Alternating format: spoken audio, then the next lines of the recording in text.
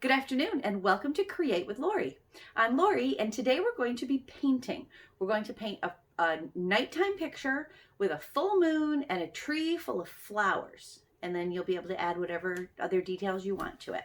So for that, we're going to need a couple different things. You're going to need a canvas. I'm going to be using a black canvas because I happen to have one. If you don't have a black canvas, you can use a white one, but you'll need some black paint, and your first step is going to be to paint this canvas black and let it dry completely. My recommendation is paint it and let it dry overnight, and then you'll be able to get started, okay? You'll also need some paints. If you're starting with a white canvas or white paper, you're going to need black paint. If you're starting with a black canvas, your base colors are going to be green, white, and brown. And then you'll need the colors that you want for your flowers.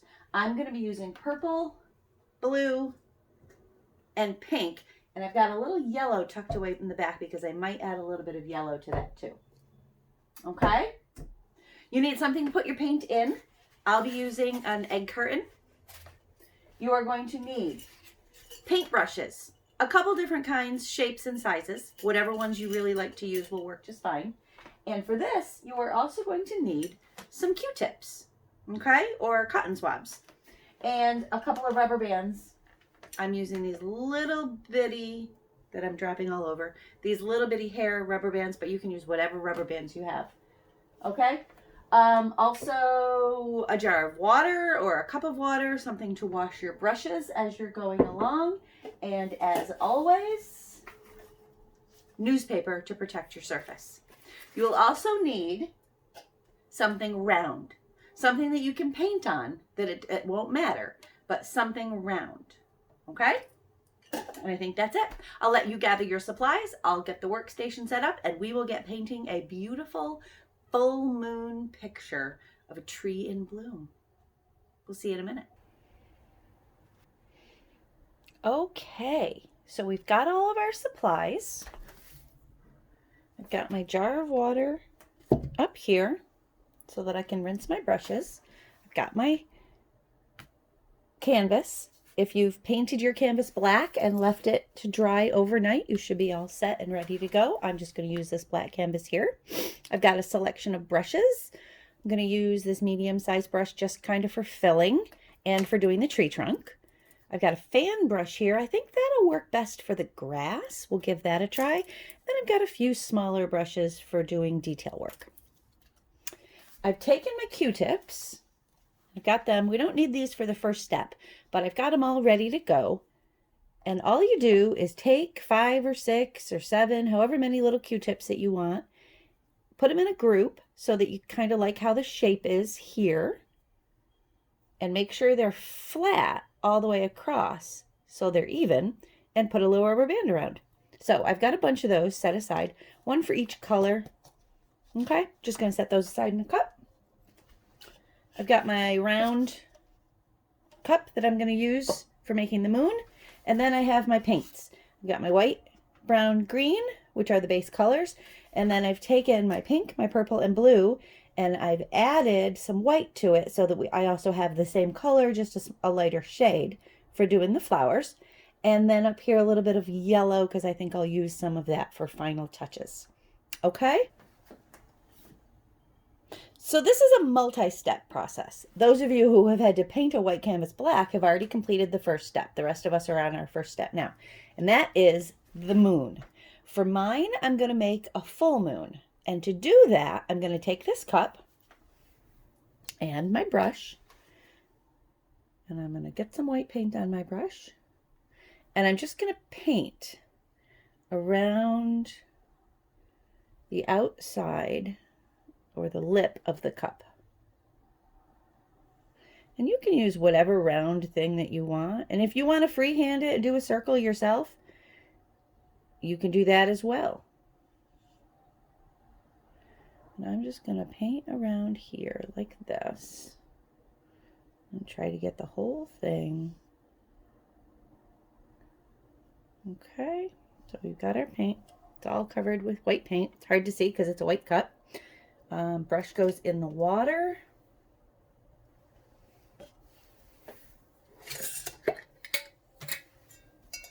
like that.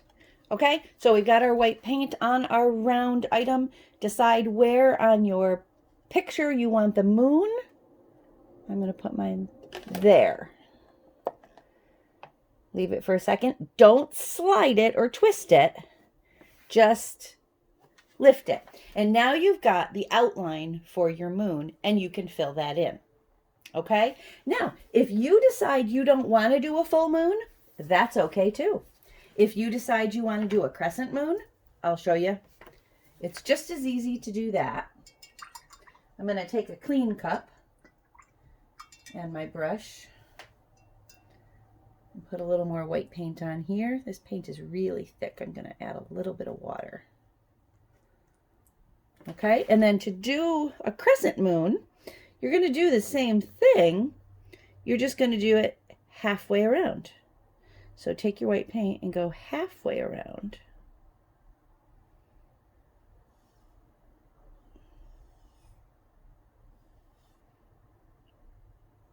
Okay, so you've got that. Just halfway. And then decide where in the sky you want your moon. And do the same thing. And then instead of sliding, lift it up. And you've got a partial outline of the moon. And then for that, you can just take your paintbrush. I'm going to use a smaller paintbrush to do this. Take your paintbrush with a little bit of white paint on it and just paint the crescent.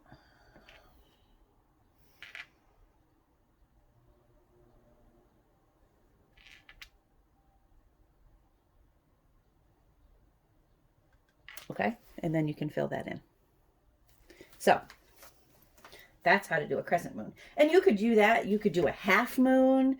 You could do any kind of moon that you want. I'm going to stick with my full moon. And I'm going to go back to this brush to do so. One thing I didn't mention that it's always good to have on hand is a cloth, so that when you are rinsing your brushes off and using them, get my hand out of the way, you've got something to wipe your brushes off so you're not getting your water all over the place. So we're going to take the white paint and we're just going to fill in our moon.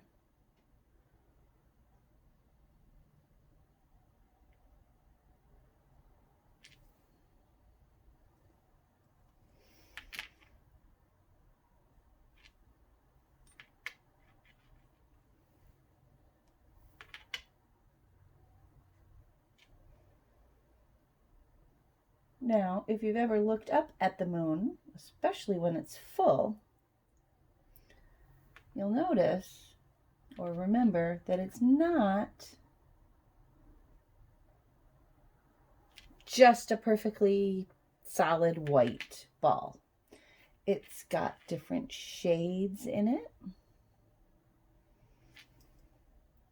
of silver sometimes, or gray. And it's got the craters and the valleys and the different textures. So you can make your moon however you want it to look. Now, the thicker you put your paint on, the longer this is going to take to dry. This is just our first step. After you get your moon all finished, you're going to set it aside and let it dry.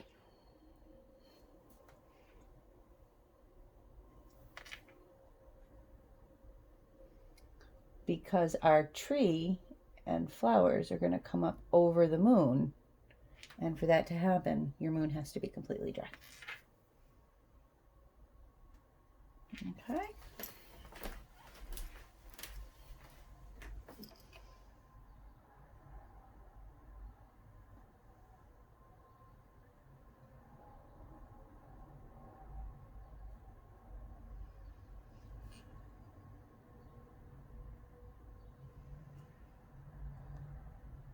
If you have an easel and you prefer to paint on an easel, you can certainly do that. For some things, I do prefer an easel.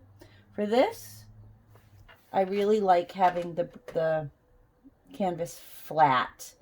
Not so much for the painting of the moon, but moving forward when we start to do the flowers. Okay. And I just misspoke. The moon is not our only step right now. We do have one other step before we set it aside to let it dry. So there we have a moon. I'm going to put that brush in the water. And there's our moon. It's got some texture. It's got some different colors. You can keep an eye on it as it dries. And if you want to, you can add more. If you have some black and white paint you want to mix together and make a lighter gray, if you need to add some texture to it, have at it. Okay, our next step, I'm going to wash that brush off real well. And pull that out of the water. Wipe it off. It's still got some white on it. Okay. We'll put that out and let it dry. And the same thing with this one. Okay, so our next step, and the only other part of the painting that we're going to do now before we let it dry, is the grass. And for the grass, you can use your little brush, your little bitty brush like this, and just get it in your green paint. Just a very little bit. And we're just going to do grass. Like that.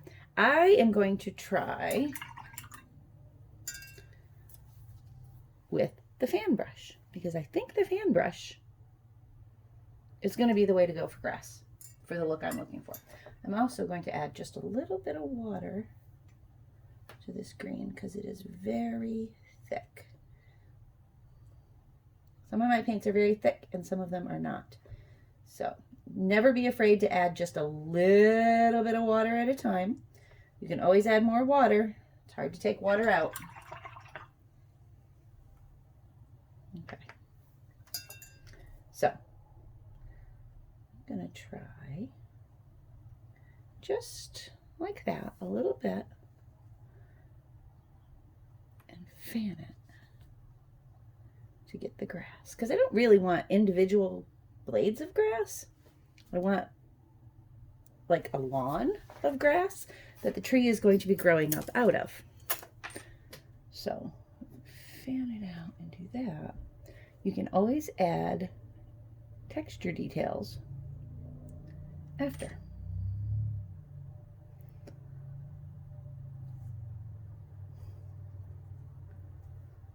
Okay. Okay. So grass. You've got some. Maybe over here your grass is a little longer. Or maybe you have a little bit of a hill. Okay. So just pick your grass the way you want it. I'm going to fill in towards the bottom here. And leave the texture towards the top of the grass.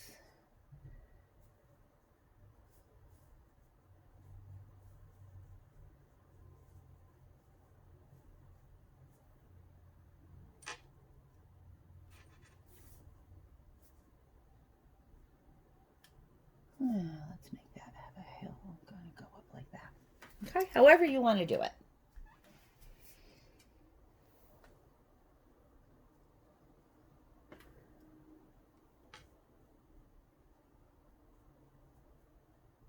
I am a big fan of open-ended art projects, as anybody who's ever come to one of my arts programs at the library knows. Okay, so there we have it. I'm going to put the brush in there. Pardon my arm. So we have our moon and our grass. Now, everything else that we're going to do is going to, in some way, cover the moon and the grass. So we are going to set this aside in a warm, dry place and let it dry completely. Okay, once it's dried completely, we'll come back here and I'll show you how to add your tree and your flowers, and I'll make some suggestions for other details. Don't forget to clean your brushes, and I'll see you back here in a minute. So if you want to keep painting and you don't necessarily want to wait several hours, you can always use a hair dryer. It's what I tend to do if I want to just get something dry and ready for the next step. Just put your hair dryer on the coolest setting and blow dry it, keeping the hair dryer far enough away from the paint that you're not going to ruin your hair dryer, of course. But it's a really quick way to, as you can see, it's nice and dry. Okay, we're ready to go. All right, our next step for this is the tree. And for that, I'm going to take, to start, my tiny brush, which I've cleaned and dried. And I'm going to take the brown paint. And I'm just going to draw kind of an outline of a trunk. It doesn't have to be complete and it doesn't have to be perfect to start. Just kind of flowing. And then we want some branches. And let's see, maybe have that be a bough. Okay, and we're going to bring that out. And have that maybe go up. If your paint is a little too thick, you can always add water, as I mentioned earlier. That's what I'm going to do right now with this. Get it a little thinner.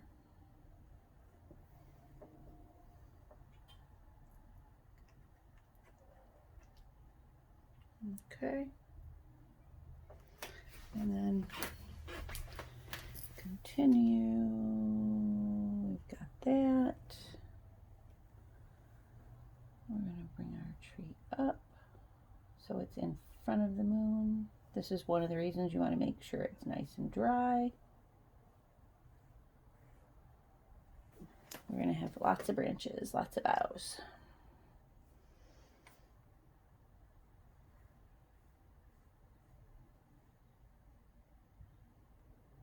Okay.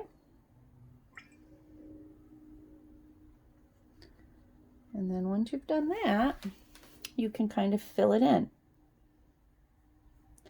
If you want to add texture to your tree, you can do so with thicker paint, like I did with the moon. I've got a little bit of,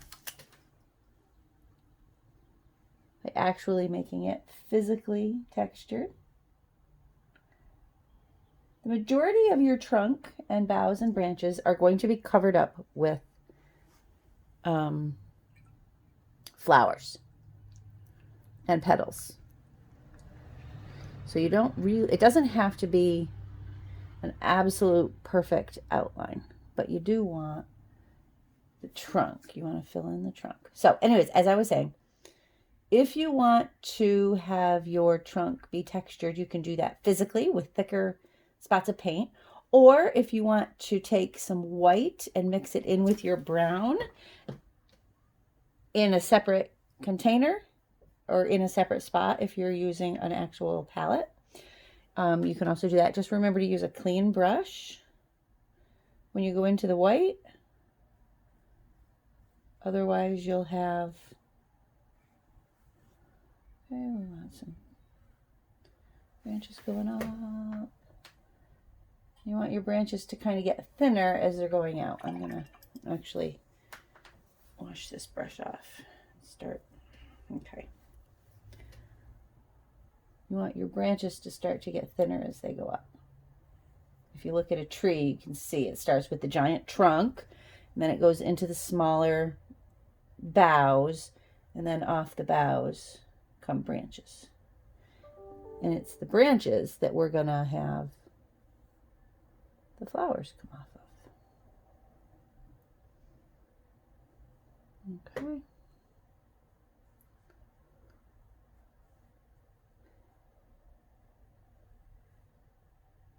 can make this look however you want.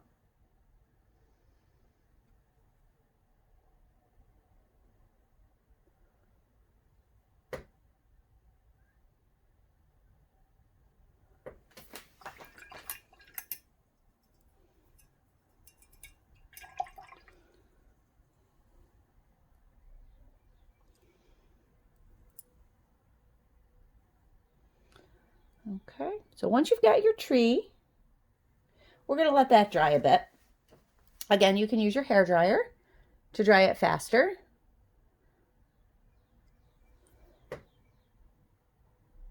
You can always add more later if you decide you want to, but most of this is going to get covered up with flowers anyways. So I'm going to leave it like that. Wash off my brush. I'm going to go blow dry this tree so that we can get making the flowers. That's where we're going to need the Q-tips. So now's a good time to put together your Q-tip bundles while your painting is drying.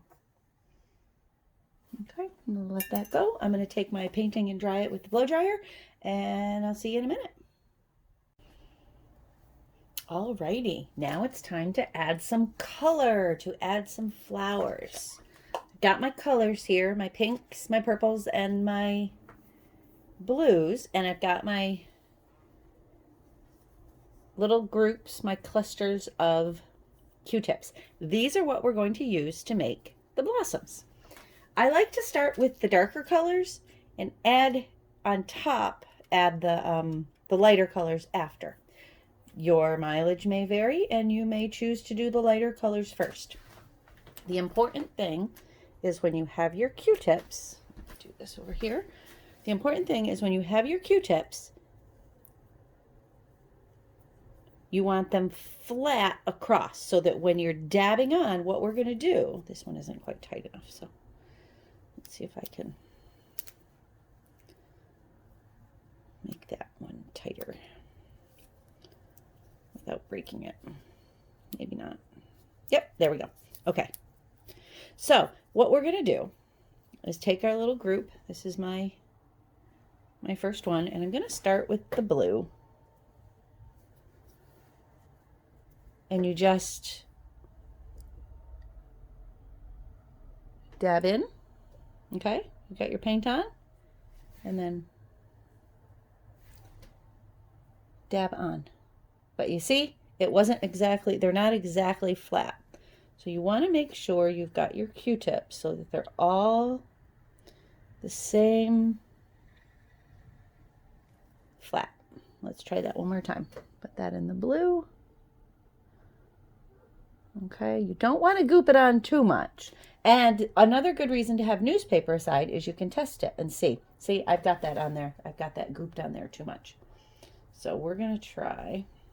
Okay, we're going to try it with the other end. Put a little paint on. You don't need a lot. You only need a little.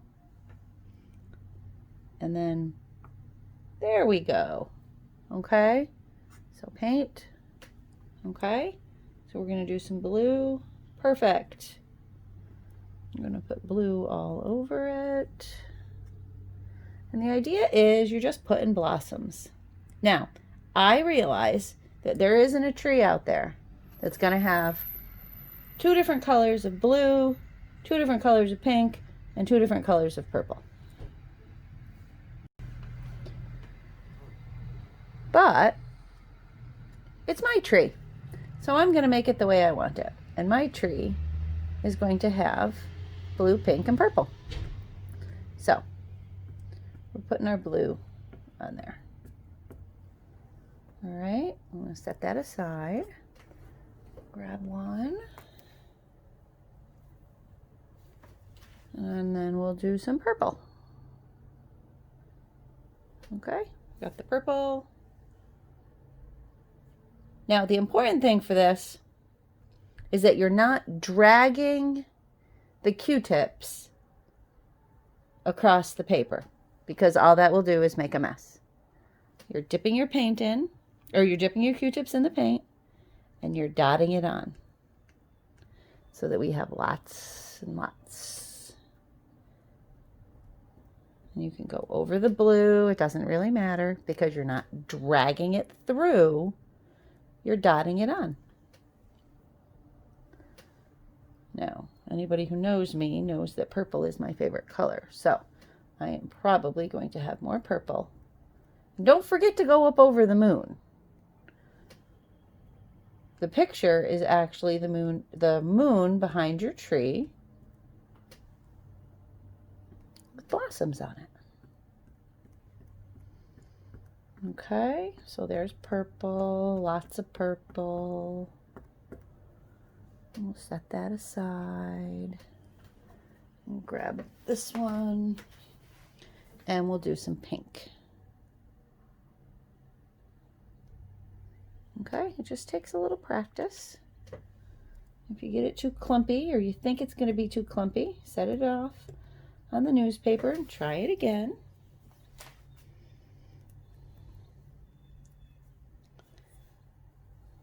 Okay, a little bit of pink.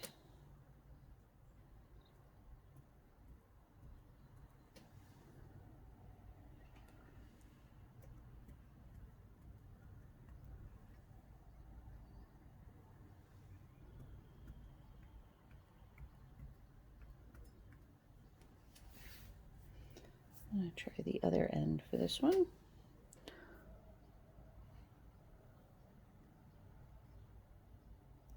Sorry for my arm across the camera there.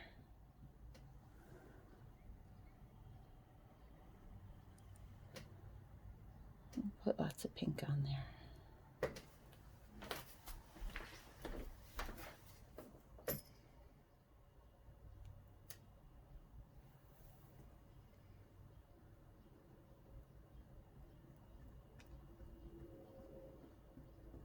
Now, as you're going, if you see a spot that maybe needs another branch, feel free to grab your paintbrush and your brown and add a branch, or just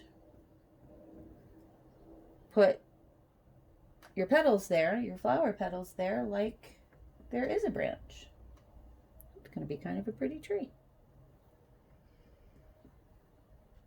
Even though I practice these, you never know how it's going to come out until you do it. Okay. And there's pink. It almost looks like a Sesame Street or Dr. Seuss Muppets kind of tree. Okay. It's a little square. So I think we're going to add some down here and round it out a little bit. You can do the same with some purple. Don't be afraid to put more colors in. Okay, and I've got some more here that I've got really spread out that I'm going to use the lighter ones and just put on top. So let's start with the lighter pink. You see, it's going to be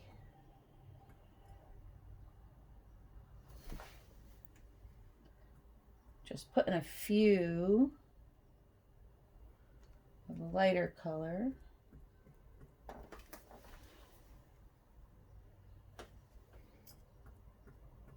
Here and there.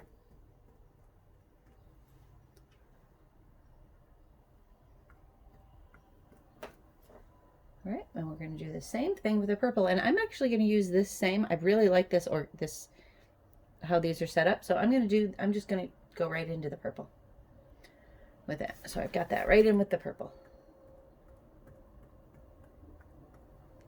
Okay.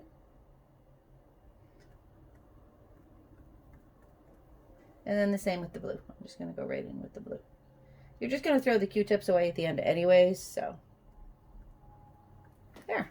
So now we have a beautiful tree with the moon behind it. Now, if maybe there was a windstorm and you wanted some, let me set this aside, some petals to have fallen, you can take one of your, and actually undo this.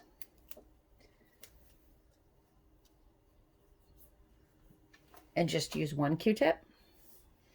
And you could do like just like some petals had fallen on the ground.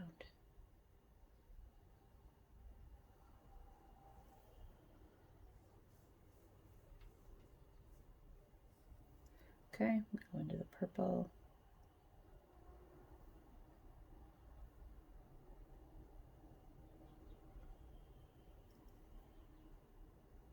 It's been kind of windy here lately. It wouldn't be unrealistic to have petals on the ground. Don't forget to not always start in the same spot, because as you're dotting across, the paint gets blended. It gets to be not quite as thick on the Q-tip.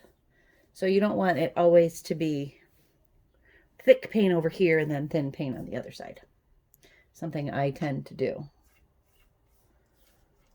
Okay, and then maybe use the other side and go into the light ones. With some there. Okay. And I was going to add some yellow, but I don't think I will. If you wanted to, though, you could always add other flowers down here below the tree.